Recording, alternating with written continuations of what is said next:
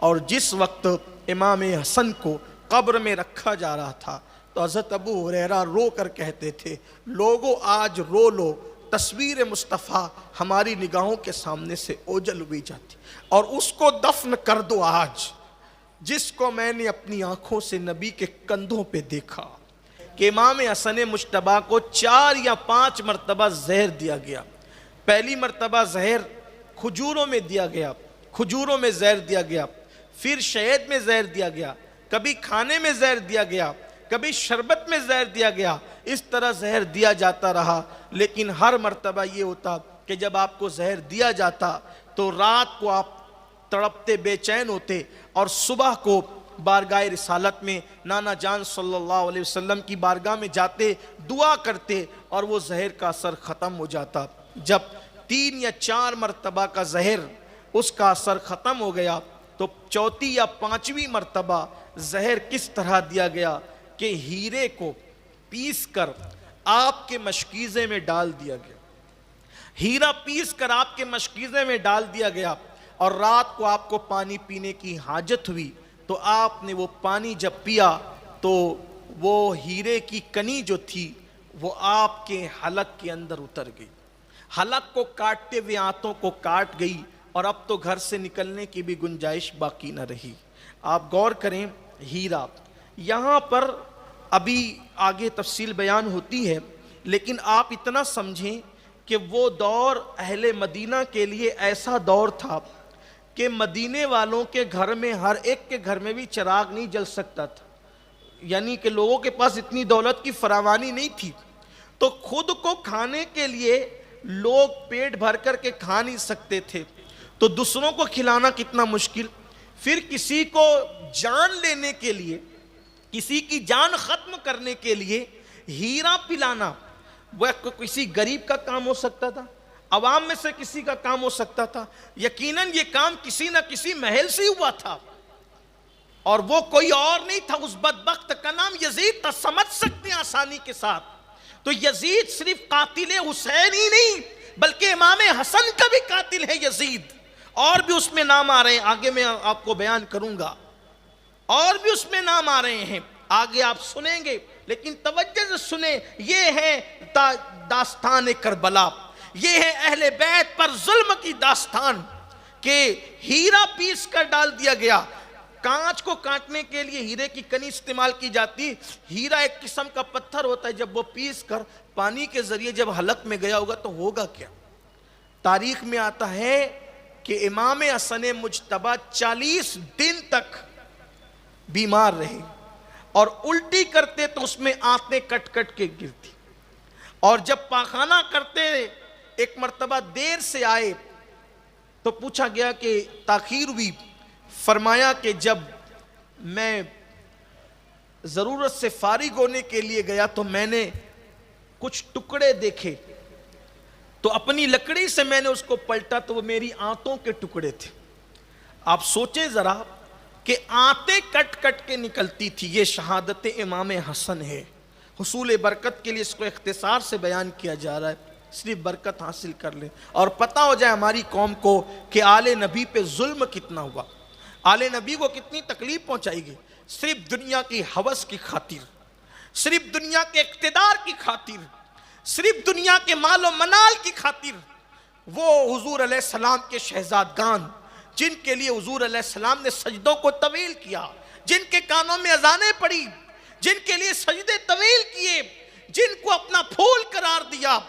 جن کے ماتھے چومے، جن کی گردنیں چومی، جن کے منہ میں منہ ڈال کر کے اللہ کے رسول صلی اللہ علیہ وسلم نے بوسے دیے، جن کو اپنی زبانیں چسائی، جن کو فرمایا کہ یہ میرے ہیں، جن کو کہا یہ مجھ سے ہیں میں ان سے ہوں، جن کو کہا کہ سب کی اولادیں اس کے باپ کی پیٹ میں ہوتی ہے لیکن میری اولاد علی کی پیٹ میں ہے، فرمایا کہ میں ان کا نسب ہوں، میں ان کا عصبہ ہوں، اور قیامت کے دن سب کے نسب منقطع ہو جائیں گے سوائے میرے نسب کے کہ میرا نسب باقی رہے گا۔ فرمایا یہ میرے محبوب ہیں، جو ان سے محبت کرے وہ اللہ کا محبوب ہو جائے گا۔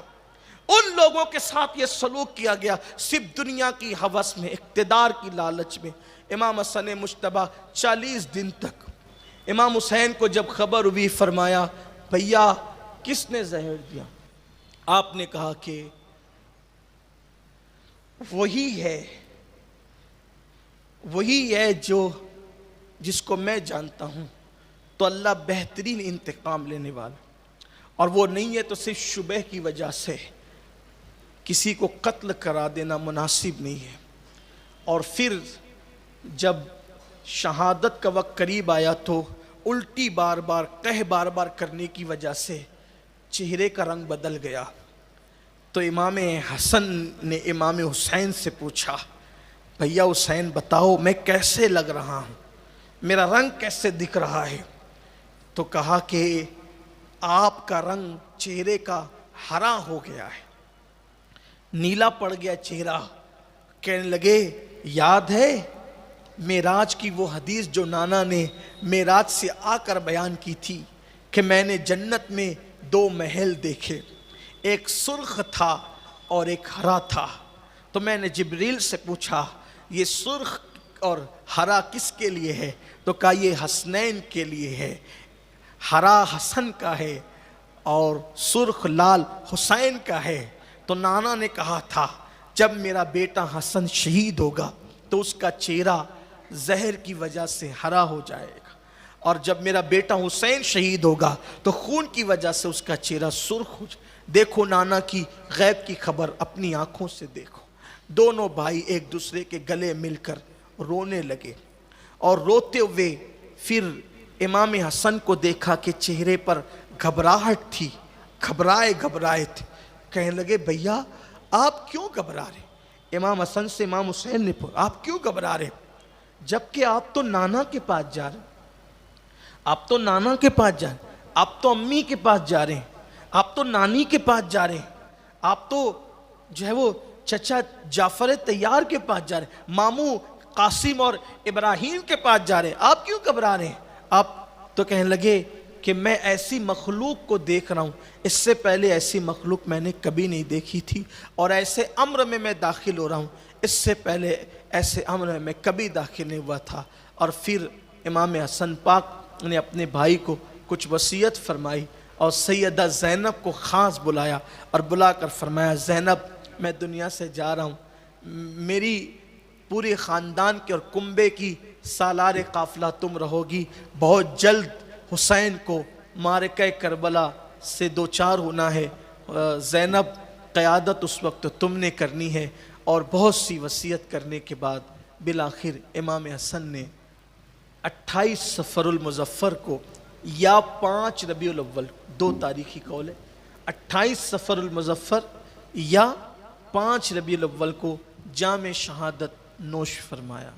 اور آپ نے جاتے جاتے وصیت کی کہ میری تمنا یہ ہے کہ مجھے نانا جان صلی اللہ علیہ وآلہ وسلم کے پہلو میں دفن کیا جائے۔ اجازت لے لینا، اماں عائشہ صدیقہ سے اجازت لی گئی تو آپ نے فرمایا ان سے بڑھ کر کون حقدار ہو سکتا ہے ان کے نانا جان کے پہلو میں دفن ہونے کا، میں اجازت دیتی ہوں۔ لیکن ساتھ ہی امام حسن پاک نے یہ بھی فرمایا مجھے نانا کے پہلو میں دفن کرنا یہ میری تمنا ہے، لیکن اگر کوئی چیز آڑے آ جائے، مجھے لگتا ہے کہ مروان شاید اس میں رکاوٹیں پیدا کرے گا، اگر وہ رکاوٹ پیدا کرے لڑنا جھگڑنا نہیں، پھر مجھے امی کے قدموں میں مسلمانوں کے قبرستان میں دفن کر دینا۔ امام حسن پاک کی شہادت ہوئی، اور شہادت کے بعد جب جنازہ لے کر کے چلے تو وہیں دفن کرنا چاہتے تھے جہاں حضور علیہ السلام کا مزار ہے، لیکن مروان نے جو ہے وہ دفن ہونے نہیں دیا۔ بالآخر لڑائی کی نوبت آئی تو بیچ میں جو ہے وہ سمجھایا